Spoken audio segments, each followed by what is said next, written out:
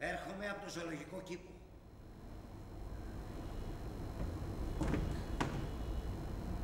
Είπα πως έρχομαι από το ζωολογικό κήπο. Κύριος, έρχομαι από το ζωολογικό κήπο. Πώς? Με συγχωρείτε, σε μένα μιλάτε. Είχα πάει στο ζωολογικό κήπο και ύστερα περπάτησα ως εδώ. Μήπως ξέρετε να μου πείτε αν η κατεύθυνση που πήρα είναι βορεινή? Βορεινή? Ναι, έτσι νομίζω. Για να δούμε. Εκεί κάτω. Αυτή δεν είναι η 5η λεωφόρος? Ναι, και βέβαια είναι. Και ποιος είναι αυτός ο κάθετος δρόμος εκεί, στα δεξιά? Αυτός εκεί είναι ο 74ος δρόμος. Και ο ζωολογικός κήπος βρίσκεται κοντά στον 65ο δρόμο, άρα περπατούσα βόρεια. Ναι, έτσι φαίνεται. Δηλαδή όχι ακριβώς βόρεια. Πάντως είχα πάρει τη σωστή κατεύθυνση. Ναι, ναι. Καπνίζεις, Δεν φοβάσαι τον καρκίνο? Μπορεί να πάθεις κανένα καρκίνο από αυτά.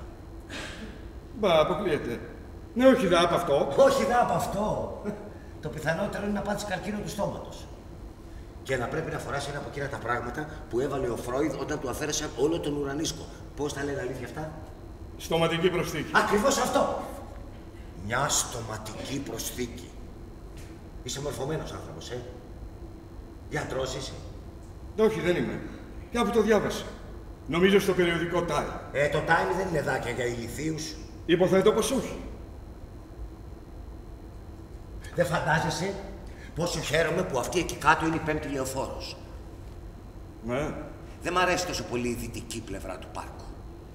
Μα, γιατί? Δεν ξέρω. Να.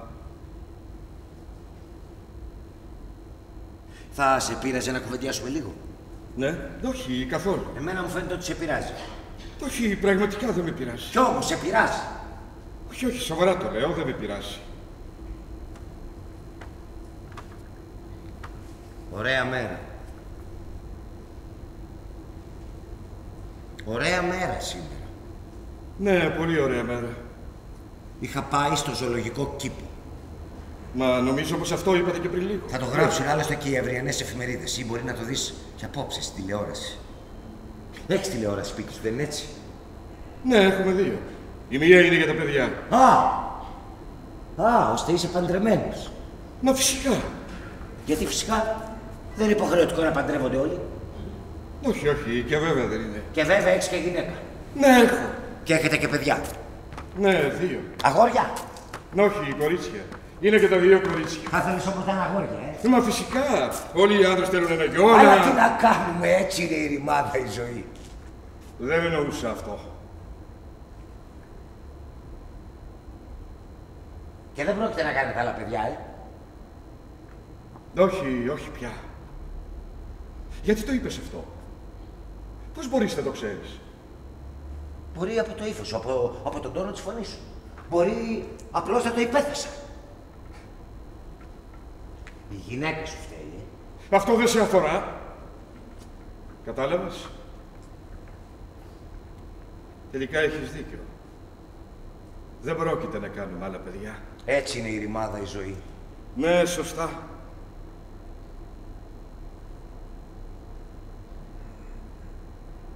Τι άλλα νέα λοιπόν? Τι έλεγες πριν για το ζωολογικό κήπο? Ότι κάτι θα διαβάζω στις εφημερίδες, κάτι θα δω. Θα σου πω γι' αυτό σε λίγο. Σε πειράζει να σου κάνω μερικές ερωτήσεις? Όχι, Θα καθόλου. σου πω γιατί το κάνω. Εγώ δεν μιλάω συχνά με ανθρώπους. Δεν εννοώ φυσικά τις φορές που ζητάω μια μπύρα ή ρωτάω τι ώρα αρχίζει το έργο ή που είναι οι τουαλέτες ή που λέω σε κάποιον κοντά τα χέρια σου, φίλε. Καταλαβαίνεις τι εννοώ? Να ομολογώ πως όχι. Μερικές φορές όμως μ' αρέσει να μιλάω με κάποιον, να κάνω μια ουσιαστική κουβέντα μαζί σου. Να γνωριστώ. Να τον μάθω καλά. Και το πειραματόζωο για σήμερα θα είμαι εγώ. Κυριακή απόγευμα. Με τέτοια ζέστη που κάνει, τι άλλο καλύτερο θα μπορούσα να βρω από έναν οικογενειάρχη. Με 2 κόρες και ένα σκύλο. Όχι. Τότε 2 σκύλους. Καθόλου σκυλιά. Κρίμα. Και φαίνεσαι φιλόσοφος. Γάτες. Ώστε γάτες. Δεν ήταν δική σου ιδέα. Αποκλείεται. Η γυναίκα σου και οι κόρες σου θέλαν τις γάτες, Υπάρχει και κάτι άλλο που πρέπει να μάθω? Έχουμε και 2 παπαγαλάκια. Ένα για την κάθε κόρη μας. Πουλιά! Οι κόρες μου τα έχουν στο δωμάτιό τους μέσα σε κλουβί. Μήπως κουβαλάνε καμιά αρρώστια? Τα πουλιά εννοώ. Όχι, όχι, δεν νομίζω. Κακό αυτό. Γιατί αν είχαν θα μπορούσε να τα αφήσει ελεύθερα μες στο δωμάτιο, να τα έτρωγαν οι γάτες και ίσως ψόφαγαν κι αυτές.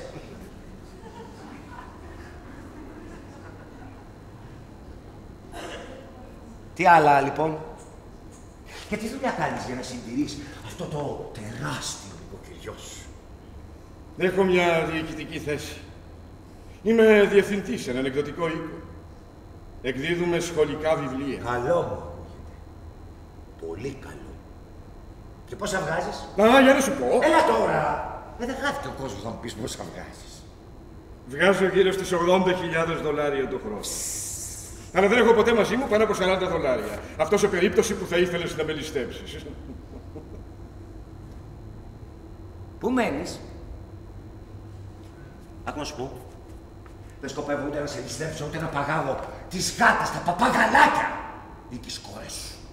Μένω στον 74ο δρόμο μεταξύ της Λέξιντον και της 3ης Λεωφόρου. Είδες. Δεν ήταν τόσο δύσκολο να το πεις. Δεν είχα σκοπό να φροντώ. Αλλά βλέπεις, εσύ δεν έχεις διάθεση για κουβέντα. Θέλεις μόνο να κάνεις ερωτήσεις κι εγώ. Κι εγώ δεν ανοίγομαι πολύ. Γιατί στέκεσαι όρθιος? Θα κάνω μερικές βόλτες και έπειτα θα καθίσω. Τι έκφραση θα έχει άραγε αυτό το πρόσωπο? Συγγνώμη, ποιο πρόσωπο? Έχει σχέση με το ζωολογικό κήπο? Με τι? Με το ζωολογικό κήπο. Κάτι που έχει να κάνει με το ζωολογικό κήπο. Το ζωολογικό κήπο? Ναι. Το έχεις αναφέρει πολλές φορές μέχρι τώρα. Το ζωολογικό κήπο. Σωστά, σωστά. Το ζωολογικό κήπο, ναι. Είχα πάει στο ζωολογικό κήπο. Στο είπα. Δεν μου λες. Ποια είναι η διαχωριστική γραμμή ανάμεσα στην άνω ανωτέρα μεσοαστική τάξη και στην κάτω ανωτέρα μεσοαστική τάξη? Να άκουσε, αγαπητέ μου, έχω. Με τα τέτοια κομμένη, εντάξει. Λυπάμαι. Ίσως φάνηκε σαν να θέλω να σου κάνω μάθημα, αλλά βλέπεις, αυτή η ερώτησή σου για τις κοινωνικές τάξεις με μπέρδεψε. Και τα μπερδεύεσαι, αρχίζει και κάνει το δάσκαλο. Δεν μπορώ να εκφραστώ σωστά μερικές φορές. Βλέπεις, εγώ εκδίδω, δεν γράφω. Ας είναι. Η αλήθεια είναι ότι εγώ ήθελα να σου κάνω το δάσκαλο. Θέλε τώρα, δεν χρειάζονται αυτά. Εντάξει. Και οι αγαπημένοι σου συγγραφείς ποιοι είναι, Ο Μποτλέρ και ο Μαρκάν. Μου αρέσουν πολύ συγγραφείς. Οι προτιμήσεις μου γενικά έχουν μια καθολικότητα, αν μπορώ να το πω αυτό. Και οι δυο αυτοί συγγραφείς είναι σημαντικοί, ο καθένας με τον τρόπο του. Ο Μποτλέρ βεβαίως είναι σαφώς πιο σημαντικός. Αλλά και ο Μαρκάν κατέχει μια θέση στο λογοτεχνικό μας τεράστιο. Κόφτω! Πώς? Ξέρεις τι έκανα σήμερα το πρωί πριν πάω στο ζωολογικό κήπο? Ξεκίνησα από την πλατεία Ουάσιγκτον και ανέβηκα όλη την 5η λεωφόρο. Περπάτησα όλη αυτή την απόσταση με τα πόδια. Ώστε μένεις στο Village με τους καλλιτέχνες. Όχι, δεν μένω εκεί. Πήγα με τον υπόγειο στο Village για να περπατήσω όλη την 5η λεωφόρο μέχρι να φτάσω στο ζωολογικό κήπο. Είναι από τα πράγματα που πρέπει να κάνει κανείς. Μερικές φορές κανείς πρέπει να περπατήσει, να πάει πολύ μακριά, να βγει από το δρόμο του για να επιστρέψει από το σωστό, σύντομο δρόμο. Κι εγώ που νόμιζα ότι μένεις στο Village. Μα τι πας να κάνεις, Να βγάλεις συμπεράσματα από λεπτομέρειες. Να με ταξινομήσεις. Δεν χρειάζεται να προσπαθείς. Θα στα πω όλα μόνος μου. Μένω σε ένα παλιό, πέτρινο τετραόροφο σπίτι με νοικιαζόμενα δωμάτια. Είναι από την πίσω πλευρά του πάρκου, τη δυτική. Ανάμεσα λεωφόρου Κολόμβου και Central Park. Μένω στο τελευταίο πάτωμα. Από την πίσω πλευρά, τη δυτική. Το δωμάτιό μου είναι μια τρύπα. Και ο ένας του τοίχος είναι από πιεσμένο χαρτί. Αυτό το χαρτόνι χωρίζει τη δική μου την τρύπα από μια άλλη τρύπα. Υποθέτω πως αυτές οι δύο τρύπες θα ήταν κάποτε ένα δωμάτιο. Μικρό βέβαια και αυτό, αλλά όχι τόσο γελία μικρό στο δικό μου. Λοιπόν, πίσω από αυτό το χαρτί μένει ένας νέχρος, μια αδερφή, που έχει πάντα την πόρτα του ανοιχτή. Δηλαδή δεν ακριβώς πάντα, αλλά πάντα όταν μαδάει τα φρύδια του. Και του κάνει με τέτοια αυτοσυγκέντρωση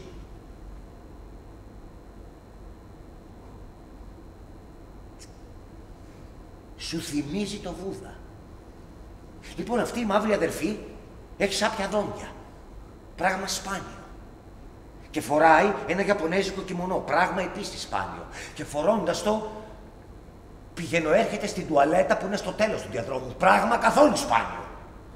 Πηγαίνω έρχεται στην τουαλέτα συνέχεια. Δεν με ενοχλεί.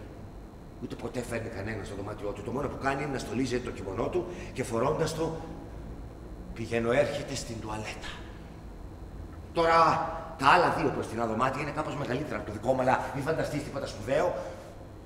Στο ένα από αυτά μένει μια οικογένεια Πορτορικανών με κάμποση κουτσούβελα, ούτε κι εγώ δεν ξέρω πόσα. Λοιπόν, αυτοί οι άνθρωποι γλεντάνε συνέχεια.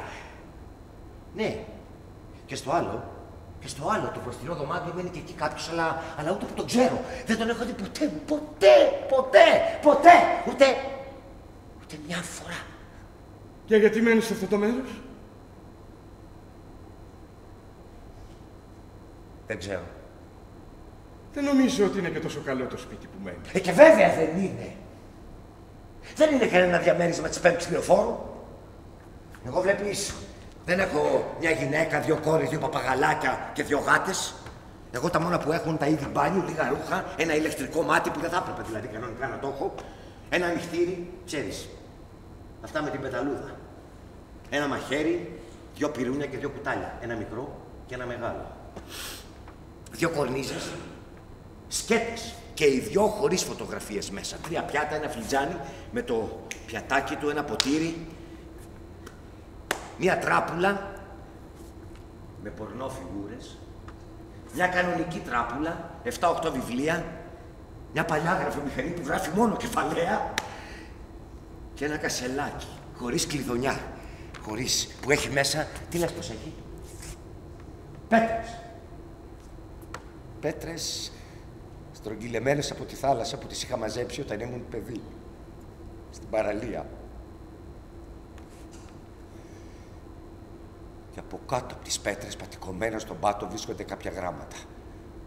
Γράμματα που παρακαλούν. Σε παρακαλώ πότε θα κάνεις αυτό, σε παρακαλώ πότε θα κάνεις τ' άλλο. Και γράμματα που ρωτούν πότε θα έρθεις, πότε θα μου γράψεις, πότε. Αυτά τα τελευταία είναι πιο πρόσφατα. Και εκείνες οι 2 άδειες κορνίζες? Δεν νομίζω ότι χρειάζεται ιδιαίτερη εξήγηση. Δεν έχω κανενός τη φωτογραφία για να βάλω μέσα σε κορνίζα. Τους γονείς σου. Ίσως καμιά κοπέλα. Είσαι τόσο γλυκός άνθρωπος. Με μια αθωότητα που θα έκανε τον καθένα να σε ζηλεύει. Η αγαπημένη μου μητερούλα και ο αγαπημένος μου πατερούλης έχουν πια πεθάνει. Κόστησε πολύ, αλλά όλο αυτό το βαριετέ παίζεται τώρα εκεί, ψηλά στον ουρανό. Και δεν μου πάει να τους βλέπω τακτοποιημένους μέσα σε μια κορνίζα. Εξάλλου, για να γίνω πιο σαφής, η αγαπημένη μου μητερούλα παράτησε τον αγαπημένο μου πατερούλη όταν ήμουν 10 χρόνια.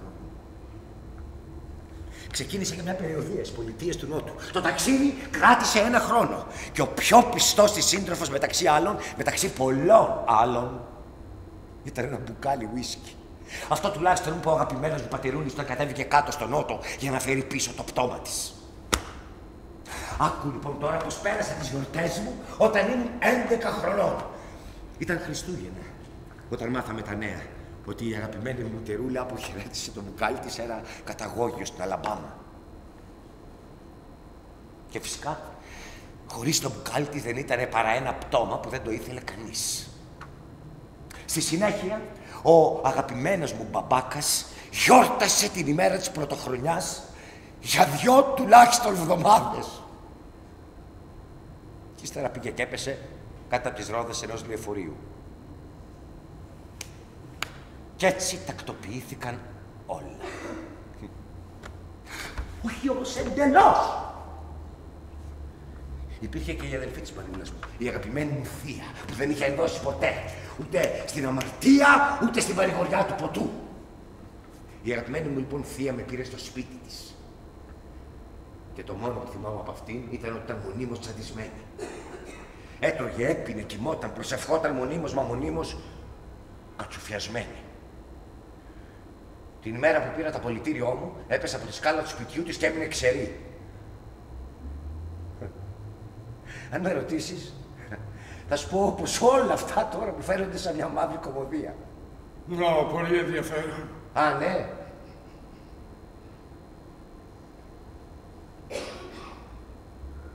Βαριέσαι.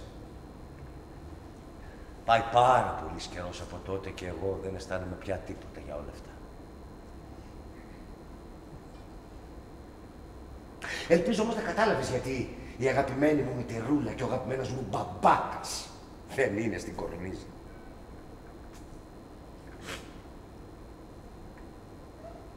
Πώς σε λένε? Ποιο είναι το μικρό σου όνομα?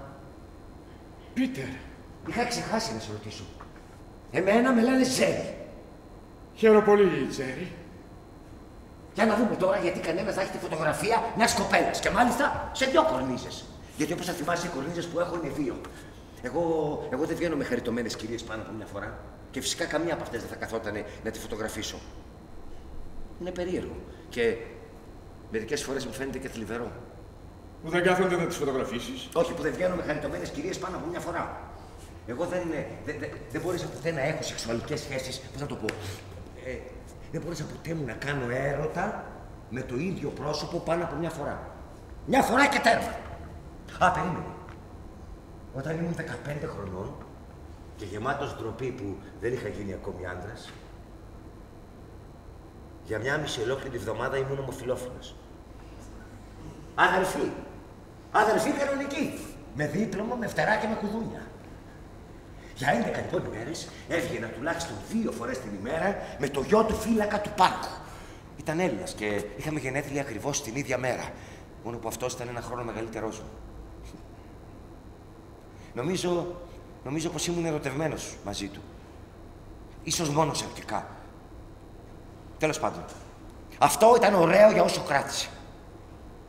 Όσο για τώρα μου αρέσουν οι γυναίκες. Ειλικρινά. Τις αγαπώ. Για κανένα μισάωρο. Νομίζω ότι τα πράγματα είναι πιο απλά. Σταμάτα. Σκοπεύεις τώρα να μου πεις ότι πρέπει να παντρευτώ και να αποκτήσω παπαγαλάκια? Ξέχνε τους παπαγάλους και μην ανήπαντος αν θέλεις. Εμένα δεν μου πέφτει λόγος. Δεν την άνοιξα εγώ αυτή τη συζήτηση. Εντάξει, συγγνώμη, με συγχωρείς. Εντάξει. Δεν θύμωσες, Όχι, δεν θυμώσα.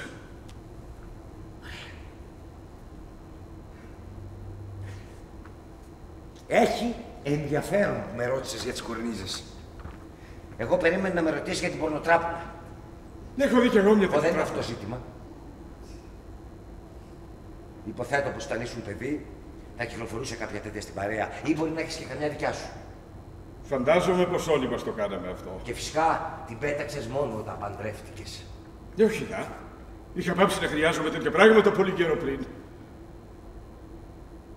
Είσαι σίγουρος? Προτιμώ να αλλάξουμε κουβέντα. Εντάξει, όπως θέλεις. Όπως θέλεις. Εξάλλου δεν σκοπεύω να διερευνήσω τις δύσκολες πτυχές της μετεφηβικής σεξουαλικής σου ζωής. Το μόνο που ήθελα να πω για το τι ρόλο παίζουν αυτά τα χαρτιά για ένα παιδί και για ένα μεγάλο.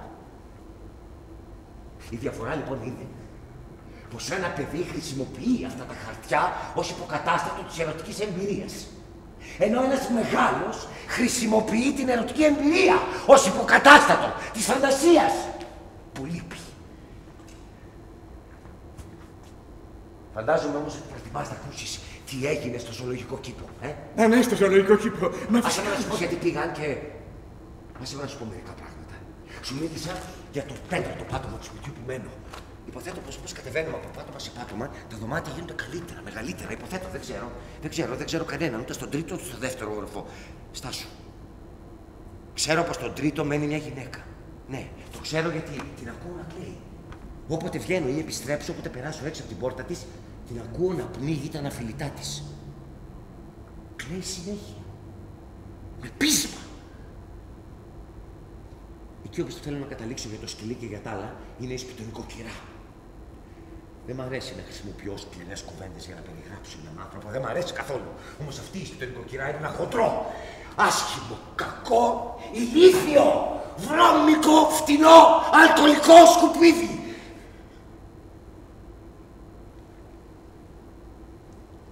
Θα πρόσεξες βέβαια ότι σπάνια βρίζω. Κι έτσι δεν μπορώ να την περιγράψω τόσο καλά όσο θα έπρεπε. Την περιέγραψες, θα έλεγα, αρκετά ζωντανά. Ευχαριστώ πολύ. Αυτή λοιπόν η γυναίκα έχει ένα σκύλο. Θα σου πω γι' αυτόν. Αυτή λοιπόν το σκύλος της είναι οι φύλακες του σπιτιού μου. Αν και από μόνη της δηλαδή θα ήταν αρκετή. Τριγυρίζει στην είσοδο του σπιτιού, κατασκοπεύοντας μην τυχόν και μπάσω κανένα στο δωμάτιό μου. Και τα απογεύματα, αφού έχει πιει τη συνηθισμένη της δόση τσι με λεμόνι, με σταματάει στην είσοδο, με τραβάει από το μπράτσο ή το πανοφόρι, κολλώντας το σιχαμερό της κορμί επάνω μου, σπρώχνοντάς με στη γωνία για να μου μιλήσει. Η μυρωδιά από το σώμα και η αναπνοή της δεν περιγράφονται. Και κάπου εκεί, στο πίσω μέρος του εγκεφάλου της, που είναι μικρός τόσο όσο ένα μπιζέλι, και αναπτυγμένος τόσο μόνο ώστε να τρώει, να πίνει και να ξερνάει. Εκεί λοιπόν παίζεται μια παροδία σεξουαλικής επιθυμίας. Και εγώ, Πίτερ, εγώ είμαι το αντικείμενο του εμετικού της πόθου. Είναι ιδιαστικό, είναι φρικτό. Ναι, έχω βρει όμως έναν τρόπο να την κρατάω μακριά. Όταν εκείνη κολλάει το κορμί της επάνω μου, μουρμουρίζοντας διάφορα για το δωμάτιό της και πως θα ήθελα να πάω να ξαπλώσω μαζί της, εγώ ήρεμα της λέω: Μα αγάπη μου, δεν ικανοποιήθηκες από τη χθεσινή βραδιά που περάσαμε μαζί? Τότε εκείνη τα χάνει. Αρχίζει και ανοιγοκλίνει τα μικροσκοπικά της μάτια και αρχίζει να λυκνίζεται. Και τότε, Πίτερ, αρχίζω και πιστεύω ότι ίσως έτσι κάνω κάτι καλό μέσα σε αυτό το σπίτι του μαρτυρίου. Ένα ηλίθιο χαμόγελο αρχίζει και διαγράφεται στο φρικτό της πρόσωπο και με τη θύμηση αυτής της βραδιάς αρχίζει και σπάει σε κάτι ιστερικά γελάκια.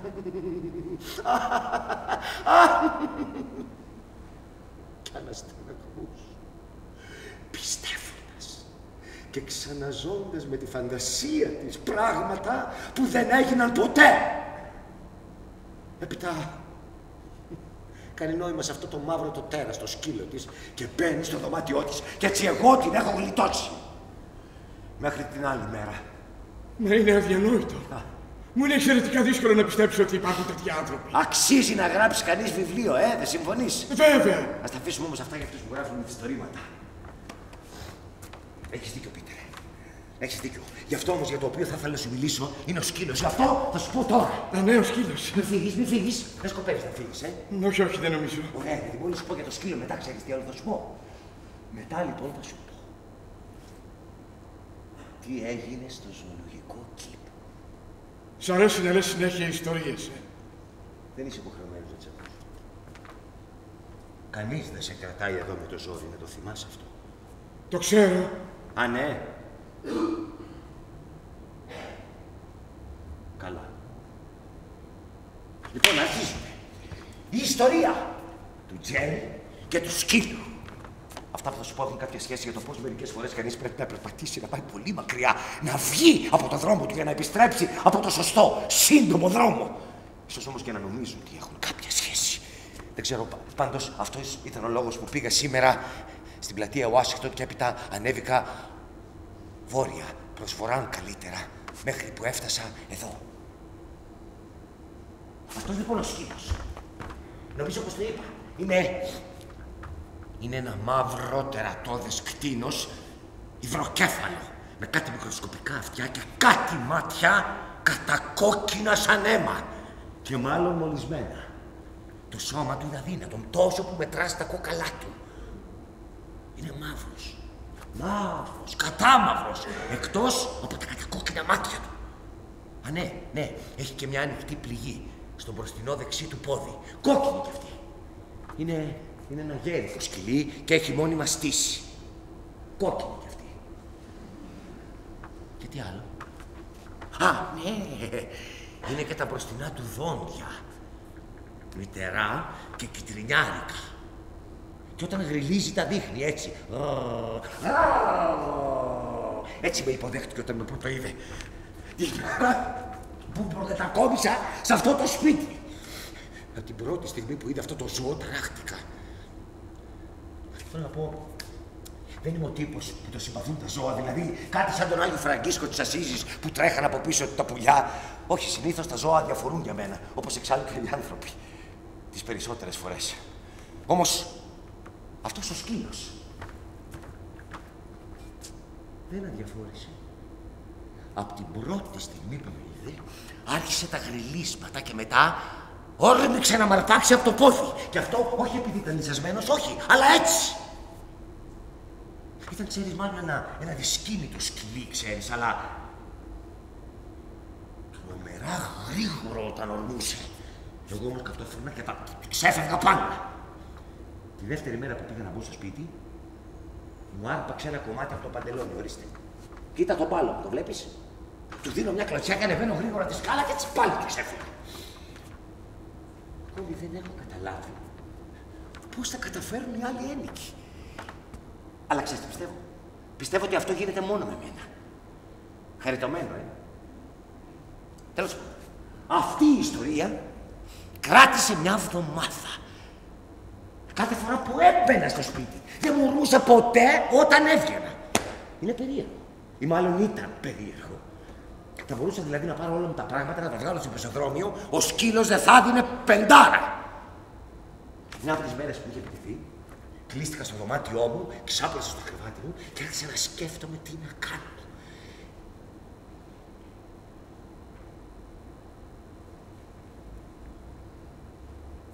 Αν το καλοσκεφτείς, αυτός ο σκύλος έτρεφε μια αντιπάθεια για μένα.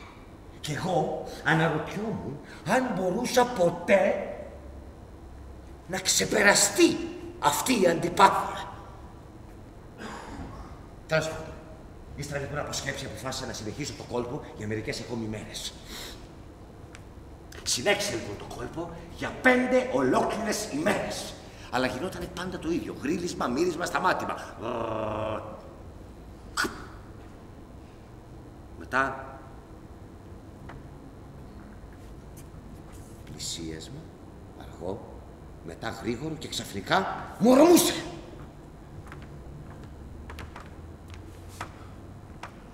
Ξανακλειδώθηκα στο δωμάτιό μου και άρχισα να σκέφτομαι το σκύλο. Και τότε είπα: θα τον τρελάνω, θα τον πεθάνω στην ευγένεια, στην καλοσύνη. Και αν αυτό δεν πιάσει, τότε θα τον πεθάνω στα αλήθεια. Μην ταράζεσαι, Πίτερ, μόνο άκου. Την επομένη βγαίνω έξω και αγοράζω μερικά χάμπουργκερ. Μισοψημένα, χωρίς κέτσαπ και αυτά που βάζουνε.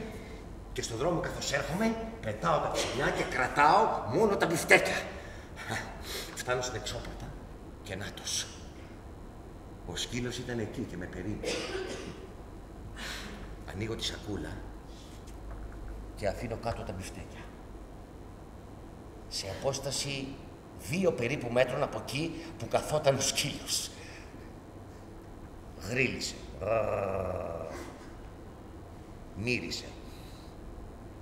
Σταμάτησε και μετά άρχισε να πλησιάζει. Στην αρχή αργά, μετά γρήγορα. Μόλις έφτασε στο κρέας, σταμάτησε. Του χαμογέλασα. Τον δοκίμαζα, καταλαβαίνεις. Γύρισε πάλι στα μπιφτέκια, τα μύρισε κάνα 2 φορές και έπειτα όρμηξε και τα καταβρόχθησε. Έκανε σαν να μην είχε φάει στη ζωή του τίποτα άλλο παρά μόνο σκουπίδια. Πράγμα δηλαδή που είναι και το πιθανότερο, γιατί και στην νοικοκυρά μου μόνο σκουπίδια τρώει. Έφαγε όλα τα μπιφτέκια, τα έκανε μια μπουκιά. Και καθώς έτρωγε, έβγαζε κάτι ήχους από το λαρίκι του. Σαν γυναίκα. Αφού λοιπόν έφαγε όλα τα μπιφτέκια και προσπάθησε να φάει και το χαρτί, κάθισε στα πίσω του πόδια και μου χαμογέλασε. Ναι, έτσι νομίζω. Πως μου χαμογέλασε. Ξέρω πως οι γάτες χαμογελάνε. Ήταν στιγμές μεγάλης ικανοποίησης. Και ξαφνικά όρμηξε πάλι να με ξεσκίσει. Ανεβαίνω στο δωμάτιό μου και τα συνηθισμένα. Στο τέλος η λεωφόρος Κολόμβου είχε γεμίσει από τα ψωμιά που πέταγα από τα χάμπουργκερ. Κι εγώ ήμουν περισσότερο αηδιασμένος παρά θυγμένος. Τότε λοιπόν πήρα την απόφαση να το σκοτώσω αυτό το σκυλί. Μην ταράζεσαι, Πίτερ, δεν τα κατάφερα. Την ημέρα που αποφάσισα να σκοτώσω το σκύλο, αγόρασα 1 χάμπουργκερ και μια γερή δόση ποντικοφάρου. Όταν πήγα στον άνθρωπο να μου δώσει το χάμπουργκερ, του είπα να μην το βάλει σε ψωμί, ήθελα μόνο το μπιφτέκι, καταλαβαίνεις. Περίμενε να μου πει κάτι του τύπου: δεν πουλάμε χάμπουργκερ χωρίς ψωμί. Ή πώς το βλέπεις, ρε φίλε, να σου ρίξω και την κέτσα από το χέρι. Όχι. Με κοίταξε, μου χαμογέλασε ευγενικά, μου τύλιξε το μπιφτέκι στη λαγόκολα και μου λέει: με σέλια το γατάκι σου. Θέλω να του πω όχι. Είναι μέρος ενός σχεδίου που έχω κάνει για να δηλητηριάσω ένα γνωστό μου σκύλο. Αλλά βλέπεις, δεν μπορεί να πεις ένα γνωστό μου σκύλο και να μην ακουστεί περίεργα. Έτσι του λέω κάπως πολύ πιο δυνατά από όσο έπρεπε και πολύ σοβαρός. Ναι, για το γατάκι μου. Γυρίζει όλος ο κόσμος και με κοιτάζει. Αυτό είναι περίεργο. Κάθε φορά που προσπαθώ να περάσω απαρατήρητος, γυρίζει όλος ο κόσμος και με κοιτάζει. Τέλος πάντων, αυτό είναι μια άλλη ιστορία. Γυρνώντας λοιπόν στο σπίτι, ζυμώνω μέσα στο χέρι μου Το μπιφτέκι με το ποντικοφάρμακο. Νιώθω τα θλίψη και αηδία μαζί. Φτάνω στην εξώπορτα και νάτος. Το τέρας ήταν εκεί. Περίμενε να αρπάξει το φαΐ και μετά να μου ορμήξει. Ο κακομοίρης ο μπάσταρδος ποτέ δεν κατάλαβε πως όταν μου χαμογελούσε εμένα μου πέρναγε ο θυμός. Αλλά νάτος, γεμάτος κακία και σε στήση, με περίμενε. Αφήνω κάτω το δηλητηριασμένο μεζέ, προχωρώ προς τη σκάλα και τον παρακολουθώ. Το δύστιχο το τέρας καταβροχθίζει το μεζέ, ο συνήθως μου χαμογελάει, πράγμα που για μια στιγμή μ' αρρώστησε. Και έπειτα, αλλά πρόλαβα και ανέβηκα τη σκάλα ο συνήθως και του ξέφυγα ο συνήθως. Και τότε εγένετο να ασθενήσει το κτήνος θαλασσίμος. Το κατάλαβα, γιατί έπαψε πια να με περιμένει και γιατί η νοικοκυρά μου σοβάρεψε. Με σταμάτησε το ίδιο βράδυ του φωνικού για να μου εκμυστηρευτεί την πληροφορία ότι ο Θεός είχε καταφέρει στο σκυλάκι της ένα μοιραίο χτύπημα. Είχε ξεχάσει πια τον πόθο της για μένα και τα μάτια ήταν για πρώτη φορά ορθάνυχτα, σαν τα μάτια του σκύλου. Μιξοκλαίγοντας, με θερμοπαρακάλεσε να προσευχηθώ για την ψυχή του ζώου. Θέλω να της πω, κυρία μου, εγώ έχω να προσευχηθώ για τη δική μου τη ζωή. Για το μαύρο, την αδερφή, για την οικογένεια των Πορτορικανών. Για αυτόν που μένει στο μπροστινό δωμάτιο και που δεν έχω δει ποτέ μου. Για τη γυναίκα που κλαίει με πείσμα πίσω από την κλειστή της πόρτα. Και για όλους τους ανθρώπους που ζουν σε ενοικιαζόμενα δωμάτια σε ολόκληρο τον κόσμο. Δεν ξέρω, κυρία μου. Δεν ξέρω πώς θα προσευχηθώ. Αλλά για να κάνω τα πράγματα πιο απλά, της είπα πως θα προσευχηθώ. Σήκωσε τα μάτια τους, μου είπε πως είμαι ένας ψεύτης και ότι μάλλον ήθελα να ψοφήσει ο σκύλος. Της είπα και το πίστευα ότι δεν ήθελα να ψοφήσει ο σκύλος. Δεν ήθελα. Και όχι επειδή τον είχα δηλητηριάσει εγώ, όχι. Πίστεψέ με, Πίτερ. Ήθελα να ζήσει ο σκύλος. Γιατί έτσι θα μπορούσα ύστερα να δω πώς θα ήταν η σχέση μας μετά από όσα έγιναν. Το καταλαβαίνεις αυτό, Πίτερ? Πίτερ, σε παρακαλώ, προσπάθησε να καταλάβεις, αυτό είναι πάρα πολύ σημαντικό. Πίτερ, προσπάθησε. Πρέπει να ξέρουμε τα αποτελέσματα των πράξεών μας. Τέλος πάντων, ο σκύλος έγινε καλά. Δεν μπορώ να φανταστώ πως τη γλίτωσε. Εκτός κι αν ήταν απόγονος εκείνου του χαριτωμένου του σκύλου που φρουρούσε τις πύλες της κολάσεως ή οποιοδήποτε άλλου παρομοίου παραθεριστικού κέντρου. Δεν είμαι καλός στη μυθολογία, εσύ. Τέλος χρόνου, αργήσατε να απαντήσετε, συγγνώμη. Μόλις χάσατε το μεγάλο δώρο των 50.000 δολαρίων που προσφέρει η εκπομπή. Ο σκύλος λοιπόν ξαναβρήκε την παλιά του υγεία και η σπιτονικοκυρά μου τις παλιές της ορέξεις. Γυρνώντας από τον κινηματογράφο που είχα πάει, είδα ένα έργο που ή το είχα ξαναδεί ή έμοιαζε με πολλά άλλα που είχα ξαναδεί. Γυρνώντας λοιπόν από τον κινηματογράφο και αφού η σπιτονικοκυρά μου είχε πει πως το σκυλάκι της ήταν καλύτερα, ένιωσα μια λαχτάρα. Να τον δω να με περιμένει. Ήμουν, πώς να σου το πω, μαγεμένος, υπνοτισμένος, όχι, μπα. Γεμάτος ανυπομονησία. Ήμουν γεμάτος ανυπομονησία να ξαναδώ το φίλο μου. Ναι, πείτε, αυτή είναι η λέξη. Το φίλο μου. Ένιωσα την καρδιά μου να χοροπηδά από ανυπομονησία να ξαναδώ το φίλο μου. Ανοίγω την εξώπορτα. Και πλησιάζω μέχρι το κέντρο της εισόδου, χωρίς να φοβάμαι. Το κτίνος ήταν εκεί. Και να σου πω κάτι. Φαινόταν καλύτερα από κάθε άλλη φορά. Το κοίταξε. Με κοίταξε. Μείναμε έτσι πάρα πολλή ώρα, ακίνητοι, μαρμαρωμένοι, κοιτάζοντας ο ένας τον άλλον.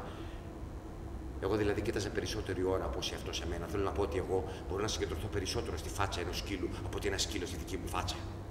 Ή οποιοδήποτε άλλο ανθρώπου. Αλλά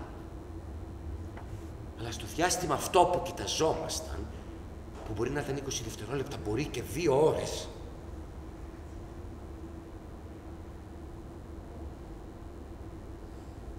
επικοινωνήσαμε. Κι άκου λοιπόν τι ήθελα να συμβεί. Ήθελα να μ' αγαπήσει ο σκύλος, όπως τον είχα αγαπήσει κι εγώ.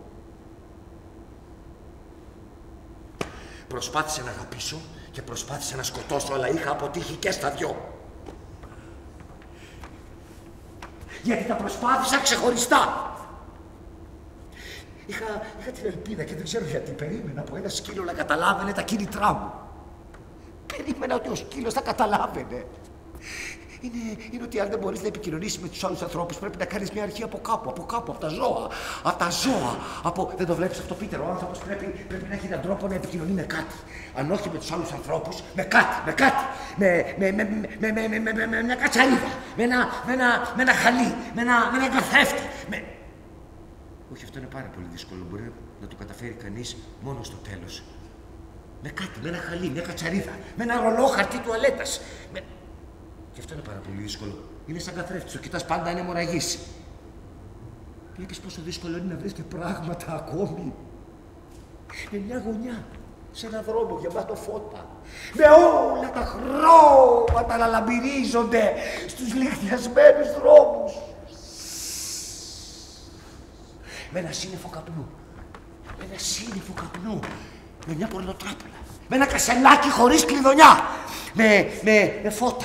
Με κλαμπ, με αηδία, με οργή, επειδή οι χαριτωμένες κυρίες δεν είναι χαριτωμένες κυρίες.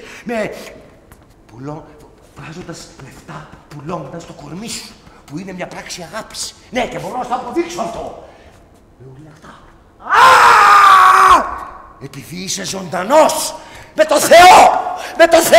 Πώς φαίνεται αυτό, Με το Θεό, ναι, που είναι μια μαύρη αδερφή, που μαθάει τα φρύδια της φορώντας κιμονό. Με το Θεό που είναι μια γυναίκα που κλαίει πίσω από την κλειστή της πόρτα με πείσμα. Με το Θεό που, όπως μου είπανε, γύρισε την πλάτη του στα πάντα πίσω από πάρα πολύ καιρό. Ίσως κάποια μέρα με τους ανθρώπους.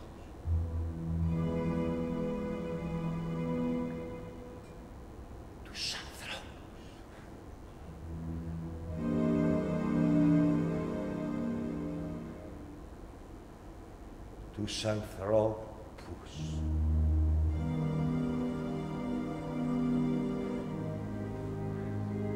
Με μια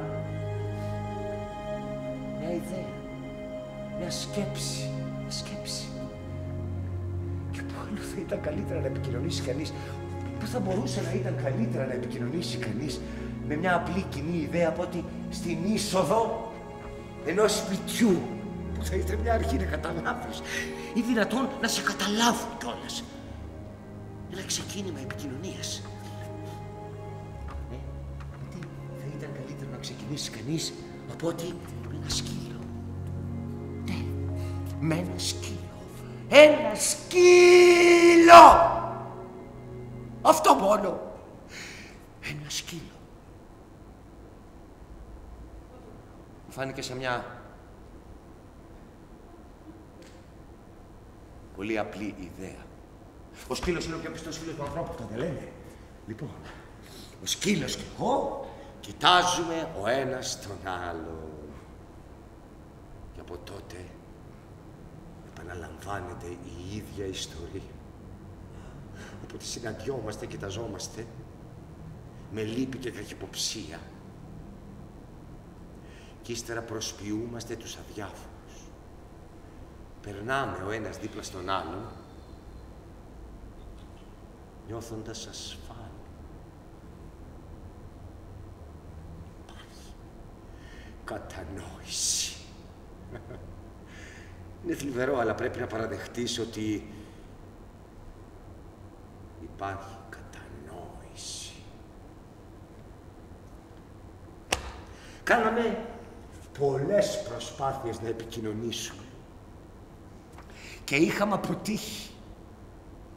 Ο σκύλος τρώει πάλι τα σκουπίδια και εγώ έχω εξασφαλίσει το μοναχικό αλλά ελεύθερο πέρασμα από μπροστά του και δεν το έχω απλώς εξασφαλίσει, το έχω κερδίσει αυτό το μοναχικό αλλά ελεύθερο πέρασμά μου. Αν δηλαδή μπορεί να θεωρήσεις κέρδος ένα τέτοιο χάσιμο. Έχω μάθει πως στη ζωή ούτε η καλοσύνη ούτε η σκληρότητα μπορούν να έχουν αποτελέσματα λειτουργώντας το έναν εξάρτητα από το άλλο. Χρειάζονται και τα δύο μαζί για μια ολοκληρωμένη επαφή. Και ότι κερδίζεται είναι χάσιμο. Και να το αποτέλεσμα. Ο σκύλος και εγώ φτάσαμε σε ένα συμβιβασμό. Στην ουσία, θα έλεγα σε ένα πασάρι. Κι ήταν άραγε μια πράξη αγάπης η προσπάθειά μου να ταΐσω το σκύλο. Και μήπως δεν θα μπορούσε και η απόπειρα του σκύλου να με δαγκώσει. Να είναι και αυτό μια πράξη αγάπης. Αν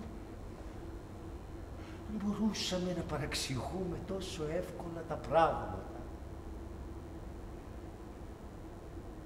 τότε γιατί εφεύραμε τη λέξη αγάπη?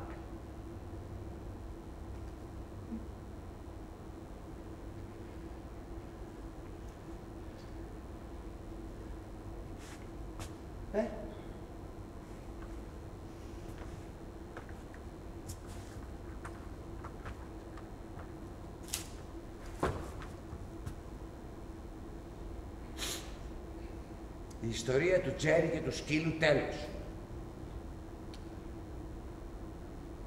Λοιπόν, Πίτερ. Τι λες? Θα μπορούσα λες να βγάλω κανένα φράγκο πουλώντας την ιστορία μου σε κανένα περιοδικό και βάζοντας τον τίτλο «Ο πιο αξέχαστος χαρακτήρας που γνώρισα ποτέ». Έλα τώρα, Πίτερ, πες μου τι σκέφτεσαι. Δεν καταλαβαίνω τι. Δεν νομίζω πως... Μα γιατί μου τα πεις όλα αυτά? Γιατί να μην στα πω? Δεν καταλαβαίνω τίποτα. Ψέματα λες. Όχι, τα λέω. Μα προσπάθησα να σου το εξηγήσω όλη αυτή την ώρα που μίλαγα. Όλο αυτό έχει σχέση με... Δεν θέλω να ακούσω τίποτα άλλο. Δεν καταλαβαίνω ούτε εσένα, ούτε τη σπιτονικοκυρά σου, ούτε το σκύλο της. Το σκύλο της? Νόμιζα πως ήταν δικό. Έχεις δίκιο, Πίτερ. Είναι δικός της ο σκύλος. Δεν ξέρω τι ακριβώς είναι στο μυαλό μου. Δεν ξέρω. Και βέβαια δεν καταλαβαίνεις. Εγώ δεν είμαι γειτονά σου. Δεν έχω παντρευτεί δύο παπαγαλάκια, ούτε έχω όλα αυτά με τα οποία εσύ είσαι βολεμένος. Εγώ είμαι ένας μόνιμος περαστικός που έχω για σπίτι μου τις βρωμερές Παρσιόν της Νέας Υόρκης, που είναι η σπουδαιότερη πόλη στον κόσμο. Αμήν. Με συγχωρείς, δεν είσαι... Φαντάζομαι θα αναρωτιέσαι τι είδους άνθρωπος είμαι. Μπα, εμείς εκδίδουμε τα πάντα. Έχεις χιούμορ. Το ξέρεις αυτό, Πίτερ? Είσαι ένας αφάνταστα κωμικός τύπος. Μπα, δεν θα το έλεγα. Πίτερ, σε ενοχλώ ή σε μπερδεύω? Πρέπει να ομολογήσω πως δεν περίμενα να περάσω ένα τέτοιο απόγευμα σήμερα. Θες να πεις δεν είμαι ο αξιοπρεπής κύριος που περίμενες, Δεν περίμενα κανέναν. Ναι, και βέβαια δεν περίμενες. Όμως εγώ είμαι εδώ. Και δεν σκοπεύω να φύγω. Εσύ μπορεί να μην σκοπεύεις να φύγεις, αλλά εγώ πρέπει σε λίγο να γυρίσω σπίτι. Έλα τώρα, μείνε λίγο ακόμη. Έλα τώρα. Πρέπει οπωσδήποτε να πάω σπίτι, βλέπεις. Έλα τώρα. Μην σταμάτα. Όχι, Έλα τώρα. Όχι, πρέπει να φύγω, πρέπει. Εξάλλου τα παπαγαλάκια θα είναι βραδινό. Μην σταμάτα. Και οι γάτες θα έχουν στρώσει τραπέζια και θα φάμε. Πίτερ, άκουσε με λίγο. Τι είναι, Ζέρι? Θες να ακούσεις τι έγινε στο ζωολογικό κήπο? Δεν στο ζωολογικό κήπο. Για μια στιγμή είχα και εγώ το δικό μου ζωολογικό κήπο με τα παπαγαλάκια. Δεν ετοιμάζω βραδινό. Γιατί ό,τι χέρι ήταν.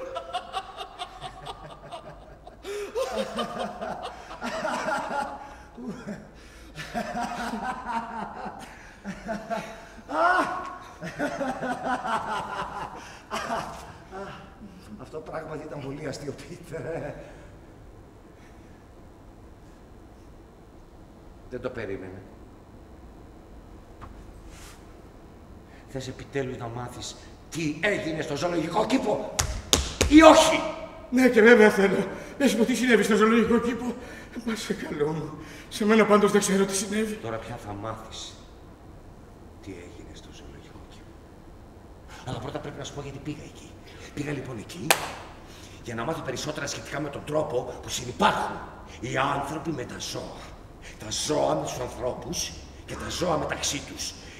Ίσως βέβαια ο ζωολογικός κήπος θα μην είναι το κατάλληλο μέρος, γιατί εκεί υπάρχουν κάγκελα και χωρίζουν και κρατούν και τους μεν και τους δε σε απόσταση. Τα ζώα είναι τις περισσότερες φορές σε απόσταση από τα άλλα ζώα και οι άνθρωποι πάντοτε μακριά από τα ζώα. Αλλά αφού είναι ζωολογικός κήπος, πώς θα μπορούσε να ήταν αλλιώς?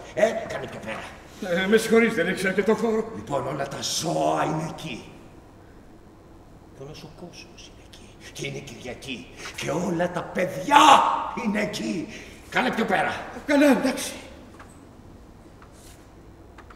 Και οι παγωτατζίδες είναι εκεί και οι πολιτές μπαλονιών είναι εκεί και κάνει ζέστη και η μπόχα από τα ζώα είναι εκεί. Κάνε πιο πέρα. Για στάσου, έχεις περισσότερο χώρο από όσο χρειάζεται. Είμαι κι εγώ εκεί. Και είναι η ώρα που ταΐζουν τα λιοντάρια στα κλειδιά τους. Και μπαίνει ο φύλακας που φροντίζει τα λιοντάρια σε ένα από τα κλειδιά από τα λιοντάρια για να ταΐσει ένα λιοντάρι. Κάνε πιο πέρα! Μα δεν μπορώ να κάνω άλλο πιο πέρα. Σταμάτα, τι έχεις πάθει. Θες να ακούσεις την ιστορία ή όχι? Δεν είμαι και τόσο βέβαιος. Σίγουρα όμως δεν έχω καμιά όρεξη να τρώω γροθιές. Σαν κι αυτή. Σταμάτα, τι έχεις πάθει. Με τρελός ρομπάσαρε! Αυτό δεν είναι αστείο. Θα σας πω, πείτε. Θέλω αυτό το παγκάκι. Εσύ πήγαινε και κάτσε στο άλλο εκεί πέρα. Και αν κάτσεις φρόνιμος, θα σου πω το υπόλοιπο της ιστορίας. Μα για ποιο λόγο, τι έχεις πάθει επιτέλους? Δεν καταλαβαίνω για ποιο λόγο πρέπει να φύγω από αυτό το παγκάκι. Κάθομαι εδώ κάθε Κυριακή απόγευμα όταν ο καιρός είναι καλός. Είναι απόμερα εδώ, δεν έρχεται κανένας άλλος να καθίσει. Και έτσι έχω το παγκάκι στη διάθεσή μου. Πίτερ, φύγε από αυτό το παγκάκι. Το θέλω. Όχι. Είπα πως θέλω αυτό το παγκάκι και θα το έχω. Εσύ πήγαινε και κάτσε στο άλλο, εκεί πέρα. Μα δεν μπορούμε να έχουμε πάντα ό,τι θέλουμε. Θα πρέπει να το έχεις μάθει αυτό, είναι κανόνας. Μπορεί κανείς να αποκτήσει μερικά από αυτά που θέλει, ποτέ όμως όλα. Ηλίθιε! Αργόστροφε! Σταμάτα! Είσαι ένα φυτό. Αν δεν πήγαινε να ξαπλώσει το χώμα. Τώρα θα ακούσεις και εμένα. Αρκετά σε δέχτηκα όλο το απόγευμα. Νομίζω. Αρκετά σε δέχτηκα. Κάτσε και σ' άκουσα γιατί έδειχνες γιατί τέλος πάντων σκέφτηκα ότι ήθελες να μιλήσεις με κάποιον. Βάζεις τα πράγματα στη θέση τους, με αρκετή ευστοχία. Αλλά θα έλεγα διάολο, ποια είναι η λέξη που σου ταιριάζει τώρα. Διάολο, μου φαίνεις το φύγε από το παγκάκι μου. Το παγκάκι σου! Χάσου από τα μάτια μου. Πού να πάρει και να σε σηκώσει φτάνει πια. Αρκετά σε δέχτηκα. Δεν πρόκειται να φύγω από αυτό το παγκάκι. Δεν θα γίνει το δικό σου, χόρεψέ το. Και τώρα φύγε. Φύγε, είπα. Αν δεν ξεκουμπιστείς ένα κοπρόσκυλο, αυτό είσαι. Αν δεν ξεκουμπιστείς, θα φωνάξω έναν αστιφύλακα να σε διώξει εκείνος. Σε προειδοποιώ, θα φωνάξω την αστυνομία. Ήρθε να βρει αστιφύλακα εδώ γύρω. Είναι όλοι από την πίσω μεριά του πάρκου και κυνηγάνε τις αδερφές. Μόνο αυτό κάνουν. Κυνηγάνε τις αδερφές πίσω από τα δέντρα και πίσω από τους τάμπους. Φώναξε όσο θέλεις. Δεν θα καταφέρεις τίποτα. Αστυνομία! Θα πω να σε συλλάβω, σε προειδοποιώ. Αστυνομία! Αστυνομία, λέω! Νιώθω γελίος. Είσαι γελίος. Δεν τρέπεσαι. Ολόκληρος άντρας Κυριακή απόγευμα και να φωνάζει στην αστυνομία. Χωρίς να σε έχει πειράξει κανένας. Δηλαδή, αν ερχόταν εδώ κανένας αστιφύλακας, θα σε παίρναγε για παλαβό. Θεούλη μου, ήρθα εγώ απλώς για να διαβάσω και τώρα εσύ μου ζητάς να φύγω από το παγκάκι. Είσαι τρελός. Δεν κατάλαβες. Από αυτή τη στιγμή το πολύτιμο παγκάκι σου είναι και δικό μου παγκάκι. Και δεν πρόκειται ποτέ πια να το έχεις για τον εαυτό σου. Για κοίταξε καλά. Σήκω και φύγε από το παγκάκι μου. Δεν με νοιάζει ότι είναι λογικό ή δεν είναι. Θέλω αυτό το παγκάκι για τον εαυτό μου. Θέλω να σηκωθείς από εδώ. Κοίτα ποιος θύμωσε. Φύγε, φύγε. Όχι. Σε προειδοποιώ. Ξέρεις πόσο γελίος γίνεσαι. Δεν με νοιάζει. Φύγε από το παγκάκι μου. Γιατί. Γιατί. Εσύ έχεις όλα τα καλά του κόσμου μόνο σου που μίλησες για το σπίτι σου, την οικογένειά σου, τον ιδιωτικό σου ζωολογικό κήπο. Ενώ εσύ έχεις τα πάντα, τώρα θέλεις και αυτό εδώ το παγκάκι. Για αυτά τα πράγματα πολεμούν οι άνθρωποι, πείτε για πες μου, η τιμή σου εξαρτάται από αυτό εδώ το παγκάκι, από αυτό εδώ το σίδερο και από αυτό εδώ το ξύλο. Θα πολεμήσεις ποτέ για χάρη του. Μπορείς να φανταστείς τίποτα πιο παράλογο από αυτό. Παράλογο. Κοίτα, δεν πρόκειται να μιλήσω μαζί σου για ζητήματα τιμής, ούτε καν θα προσπαθήσω να σου εξηγήσω. Άλλωστε δεν μπαίνει εδώ θέμα τιμής, αλλά ακόμα και αν έμπαινε, δεν θα καταλάβαινε. Τα έχεις χάσει τελείως, Ως φαίνεται αυτή είναι η μοναδική φορά που ασχολείσαι με κάτι σοβαρότερο από το να αλλάζεις την άμμο στις γάτες σου. Ηλίθιε, δεν μπήκες ποτέ στον κόπο να σκεφτείς ότι και οι άλλοι άνθρωποι έχουν ανάγκες. Ανάγκες, τι μου λες! Δεν νομίζω ότι χρειάζεσαι τόσο πολύ αυτό το παγκάκι. Κι όμως, το χρειάζομαι. Έχω πολλά χρόνια που έρχομαι εδώ. Έχω περάσει ώρες μεγάλης απόλαυσης και ευχαρίστησης ακριβώς σε αυτό εδώ το σημείο. Και αυτό είναι πολύ σημαντικό για έναν άνθρωπο. Είμαι ένα υπεύθυνο και όριμο άτομο. Αυτό το παγκάκι είναι δικό μου και δεν έχεις κανένα δικαίωμα να μου το πάρεις. Πάλεψε τότε. Υπερασπίσου τον εαυτό σου. Υπερασπίσου το παγκάκι σου. Σήκω να πορέψουμε. Εσύ με ανάγκασες. Σαν άντρας. Δεν σαν άντρας, αφού επιμένεις να με κοροϊδεύεις. Πρέπει όμως να σου ομολογήσω κάτι. Είσαι ένα φυτό και μάλιστα εντελώς μοιοπικό. Αλλά θα έλεγα. Αρκετά. Αλλά θα έλεγα, όπως λένε και στην τηλεόραση, θα έλεγα και το εννοώ αυτό, Πίτερ, έχεις μια αξιοπρέπεια με εκπλήσεις. Σταμάτα! Ωραία, Πίτερ. Εντάξει. Θα παλέψουμε για το παγκάκι σου. Πρέπει όμως να σου ομολογήσω ότι δεν είμαστε ίσα οπλισμένοι. Είσαι τρελός. Είσαι τρελός. Πώς θα με σκοτώσεις. Ορίστε. Τώρα έχεις εσύ το μαχαίρι και έτσι είμαστε ίσα οπλισμένοι. Όχι. Σήκω στο μαχαίρι. Σήκω στο μαχαίρι και πάλι. Θα παλέψεις για την τιμή σου και γι' αυτό εδώ το καταραμένο παγκάκι. Χτύπα. Άσε με να φύγω. Βοήθεια. Χτύπα για το παγκάκι σου. Χτύπα για τα παπαγαλάκια σου. Χτύπα για τις γάτες σου. Χτύπα για τις κόρες σου. Χτύπα για τη γυναίκα σου. Χτύπα ρε ανίκανε. Χτύπα ρε φουτό. Χτύπα ρε για τον ανδρισμό σου. Πού! Είπε ένα αρσενικό παιδί, δεν ήσουν να σε χάσει να σφύρεις τη γυναίκα σου. Είναι θέμα γονιδίων, ρε κτήνος και όχι αντρισμού. Θα σου δώσω μια τελευταία ευκαιρία. Φύγε από εδώ και παράτα με ήσυχο.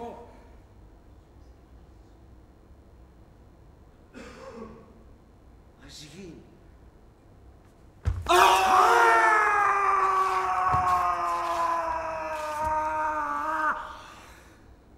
Ο Θεέ μου. Ο Θεέ μου.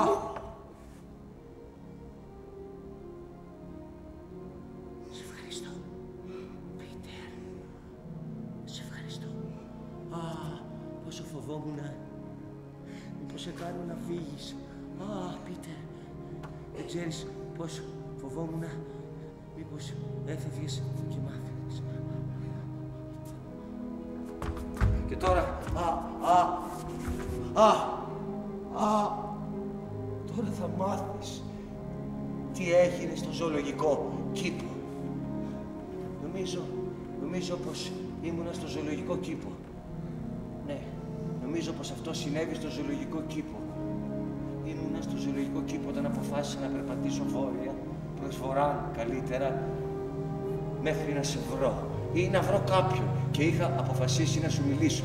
Και αυτά που θα σου έλεγα θα σ' έκανα να είμαστε λοιπόν και οι δυο εδώ. Βλέπεις. Το βλέπεις, Πίτερ. Είμαστε και οι δυο εδώ. Αλλά δεν ξέρω, θα μπορούσε να τα είχα σχεδιάσει όλα αυτά. Όχι, δεν θα μπορούσε κιόλας. Νομίζω πως τα σχεδίασα. Τώρα σου είπα όλα όσα ήθελες να μάθεις. Τώρα ξέρεις τι θα γίνει στο ζωολογικό κήπο. Τώρα ξέρεις τι θα δεις στην τηλεόραση. Θυμάσαι. Θυμάσαι. Αυτό το πρόσωπο που σου λέει. Αυτό είναι. Το δικό μου πρόσωπο. Πείτε. Το πρόσωπο που αντικρίζεις αυτή τη στιγμή. Πείτε. Σε ευχαριστώ. Ήρθα σε σένα και μ' ανακούφισες. Καλέ μου, Πίτερ. Ω Θεέ μου. Όμως τώρα φύγε, Πίτερ, μπορεί να περάσει κάποιος και δεν πρέπει να είσαι εδώ. Αν περάσει κάποιος... Ω Θεέ μου. Ω Θεέ μου. Δεν θα ξανάρθεις σε αυτό εδώ το μέρος, Πίτερ, πια. Δεν σου ανήκει, έχασες το παγκάκι σου, αλλά υπερασπίστηκες την τιμή σου. Και έχω και κάτι άλλο να σου πω, Πίτερ. Δεν είσαι φυτό. Είσαι ένα ζώο. Είσαι κι εσύ ένα ζώο.